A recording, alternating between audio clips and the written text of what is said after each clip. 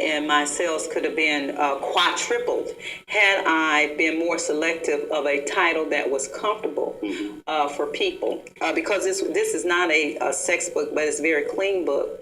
But because of the title, people had the wrong ideal about the book. And because it had the wrong ideal about the book, a lot of people rejected the title. And I would have to do so much talking at times to convince people, to even open up the book and look at it. Sure. So what I try to encourage people is to think about your title and think about your audience.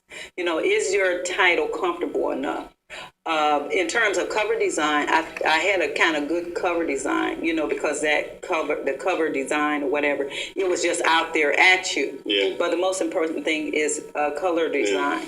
Yeah. What does your book look like? Is it attractive enough to attract someone to even want to pick it up, open it up, and look at it? Right. And so these are some very important things. So when I wrote Quick, Simple Self-Publishing Tips, deliberately, I did the cover to where the cover is not a good cover, but it was deliberately done because that book was supposed to be used in a classroom setting to show a person what's wrong and what can be done in order to correct it and make it look much better, make it more appealing.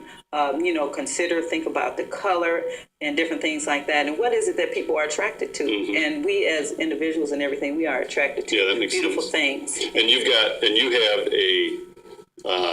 a manuscript service and you sell your service to people who want to write books, get something published, or just have an idea and want to be able to work their way through it. Right. And we'll put your phone number and your email address up on the screen now, so people can contact you. Oh, okay. And let's hope that they do.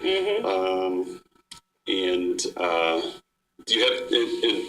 You should talk about, just real quickly, we've got about 30 seconds left. Okay, then. Talk about other forms. Right. Another thing that I would like to talk about quickly is that, although people have an idea for a book, one thing that I like to encourage people and let them know is that a book can be a multiple number of products. And from a book, you can do a book, you can do a screenwrite, you can do a screenplay.